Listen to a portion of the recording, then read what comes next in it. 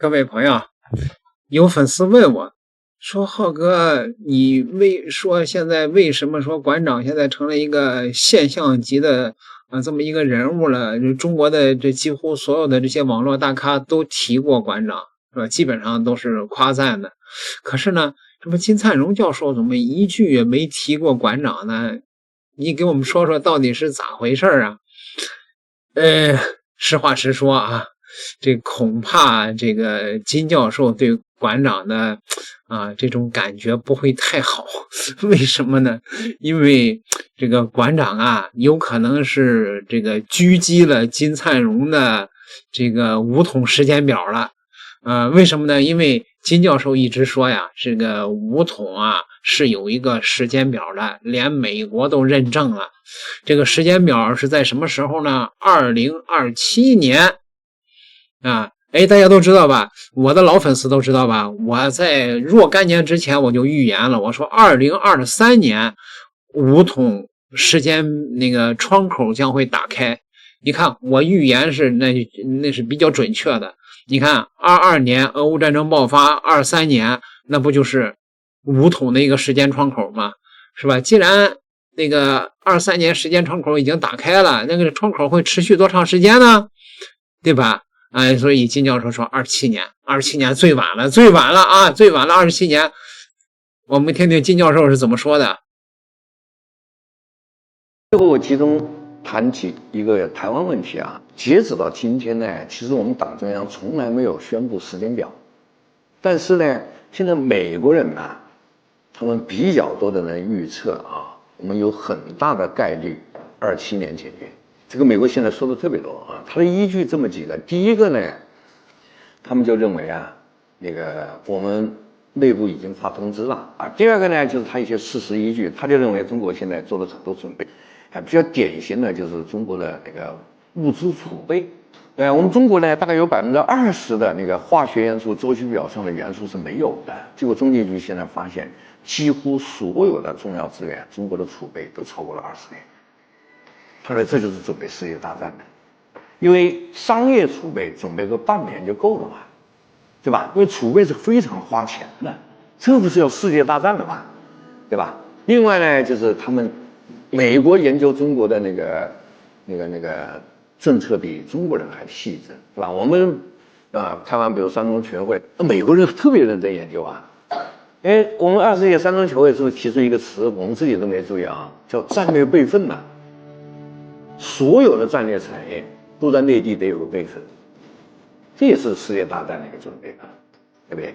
另外当然就是军事装备采购，你在买什么东西，部署到哪个部队它都可以推算你什么时候用所以这些东西合在一块儿，现在结论就这样，就是中国呢，中央是没有宣布时间表的，而且反复强调优先和平统一的但是美国人一直在说27年。那么我个人作为一个学者呢，我是同意美国的就是27年概念对大家都得说好实在。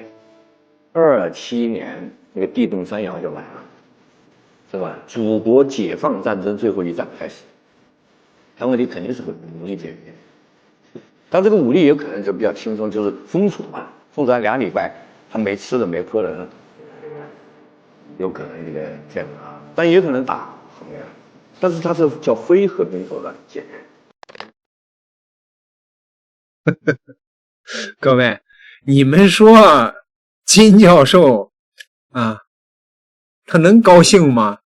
为啥呀？因为金教授是很睿智的他知道馆长作为两岸和平大使，他的这个作用一将真的是可抵100万兵27年金教授一直说的这个时间表恐怕要推迟了。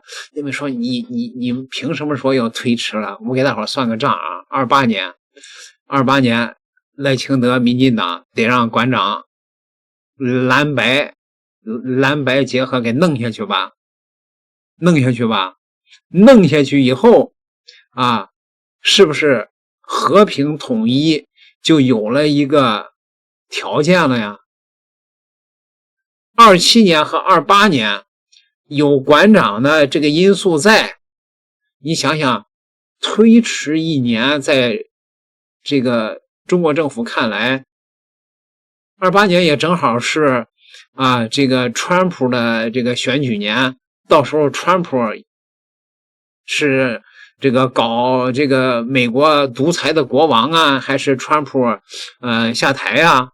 这不都是一个这个可以说是会产生比较大的转折的时间点吗？所以27年再等1年还是等得了的嘛。所以金教授肯定不太高兴啊！这馆长这不是把我这个27年的这个时间表给我打乱了吗？所以金教授就不提馆长。你们说我这个说法有道理吗？各位因为馆长确实是在台湾起到了一个思想领袖、开启民智的一个巨大的作用真的有可能会促成两岸的这种和平的统一，你不要小看这一点。中国人的事情干你日本的什么事啊？你先讲一下嘛，南京大屠杀嘛，你先讲一下731嘛。中国人的事干日本的什么事啊？他们以前那么苦，被我们抢难听的，被我们台湾今天的富足，就是因为抢了人家的钱这一段历史你知道吗？台湾你哪里人？中国人你要窃取拍什么啊？拍什么啦？丢不丢人啊？操你妈！真丢脸，真丢脸！民进党不倒，台湾不会好啦。那边消费会很高，蜜雪冰城喝到糖尿病再回来，一杯他妈几块钱，喝到那蜜雪冰城冰淇淋，吃到他妈的蛀牙，他妈牙周病、糖尿病、高血压再回来，便宜的很，真的。上海生煎包一吃，我脸上都是生煎包的汁，用力一咬，哎呀，射我脸上，没有错，就是这么多汁，去尝试一下，好吃好玩，不贵，好不好？永远离不开这个圈各位同胞，你真的听我的你打开最除了中共同路人还是中共同路人，我操！9年9年快要过年了，明年10年10年人家造一个横琴岛，10年我们弄了一个黑熊学院，把整个台湾社会弄得彼此仇视。天哪！我想说输了你们会收敛，没有，更夸张。你真的1个小时20分钟的飞机，无论是上海、深圳、杭州等等这些沿海城市，甚至是离我们最近的厦门、福建、福州，你都去看嘛。人家把门打开，家人们看看我们有多进步。我们以前的确穷，为什么穷？被国民党抢光了他们搬光了全中国人的钱但是我们40年来改革开放，我们努力，我真的很感动。我坐在深圳，差点掉眼泪。我掉的眼泪是为什么人家今天可以做这样台湾人？养出了一堆恶魔杂碎，结果就是让台湾不进步的元凶。我真的不懂，为什么这些人还有支持者？为什么最终同为中国人，最后居然要死在对方的枪下？看了4行仓库，看了南京大屠杀，看了731，看了这么多历史，8国联军，中国人已经200年来不断的被屠杀、强暴、侵占我们的土地，到现在这些外国势力还是不断的在挑拨中国人跟中国人之间的感情。我有讲错吗？我以前的确不对，但是我去一趟之后，我彻底真的是我难过怎么人家今天怎么可以做到这样？人家还说欢迎各位来，他邀请全世界的 YouTube 都去拍，他邀请所有台湾人有自信的过来看，来回家你看看，我们现在富有了、富足了。我们当年输台湾，现在比台湾还要好。你不要害怕我们，我们都是家人，你过来看一看，我们不是民进党嘴中的那个样子。他们有错吗？他们没有错他们以前那么苦，被我们抢难听的。被我们台湾今天的富足，就是因为抢了人家的钱这一段历史你知道吗？你把人家钱抢光了，人家输你40年。中国14亿人口团结，不断的改革开放。40年前，深圳只是一条黄土路，一栋建筑都没有，一个小渔村。40年后，世界现在最先进的、最好的都市就在深圳。他们还说，来了深圳就是深圳人，这么的。请问怎么看馆长入驻抖音，瞬间涨粉130万？建议你在抖音多发声，用你的专业客观的诊断，为两岸提供满满的正能量。我跟你讲抖音其实很少政治评论，很少这个馆长入驻，他可能也比较少讲政治啦。这个批评民进党大概没什么问题啦那馆长到抖音立刻到130万，其实这个是预期之中预期之中，他现在知名度太高了啦。馆长才去了上海跟深圳，中央电视台央视报道7次啊，这个大概历史上仅见啊，我从来没有看过有台湾人得到这样的被报道的机会啊。那当然就是这个特殊的时间点，那馆长具有特殊的意义啦，啊，就是这样。所以大陆人很多人都知道他啊，郭正亮啊，那还是非常有胸襟的。他的这一段评价，对吧？馆长在这个台湾的这种作用，是不是一将可敌百万兵啊？短时间内8次上央视，那绝对是台湾第一人呐！还有谁呀？各位，无论是台湾人未来怎么看我，大陆朋友未来怎么看我，对我而言相当重要。必须停止，不带货，不接受打赏，让你知道我爱台湾人的心。我希望两岸同为一家，携手共进，共创世界第一的心，是铁铮铮的事实。有一天，我们成为世界第一的时候，我还需要赚钱吗？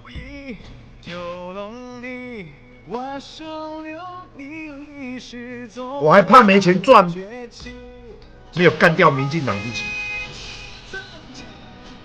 我不会开直播抖音，我更不可能在抖音直播卖。我现在连赚都没赚，今天新闻了就铺天盖地，说我打两岸携手一家，真，我不能讲，我没有违背宪法。以历史，以我的血来说，我流的血里面，难道不是中国人吗？台湾的媒体90%以上都被长内了，请大陆朋友必须了解。我听到有人说，台湾媒体只被掌握了40%，错，是因为除了馆长，我的身后还有非常多的 YouTuber。除了馆长正面最大的 NT， 我身边还站了非常多民众党的 YouTuber， 非常多知名 YouTuber， 非常多都在反绿，不只是我一个人，我身后还有无数的人。我昨天讲，希望你们都成为馆长，带自己的家人去大陆旅游，你不用给我钱，但是必须还给中国大陆一个清白。他们是好人，他们很进步，他们是家人啊。你不懂没关系，你去一趟你就懂我在讲什么。这不是钱的问题，这是我们两岸四地的未来，台湾人的未来。你再让民进党搞下去，永远都是这样子，永远离不开这个圈呐。各位同胞，你真的听我的啊！你打开最除了中共同路人还是中共同路人，我操！馆长呢这一段肺腑之言，他的境界是不是又获得了一个提升啊？各位，馆长作为台湾的民意领袖，现在可以说是名副其实。馆长真的是有可能改变两岸统一进程的那个天选之人的。当然了啊，如果28年馆长起不到这个和平统一的这种角色的作用的时候，那就另当别论了。那这个最迟啊不超过30年，对吧？啊，统一一定会有一个最终的结果了吧？我们拭目以待，点个订阅，咱们下期再聊。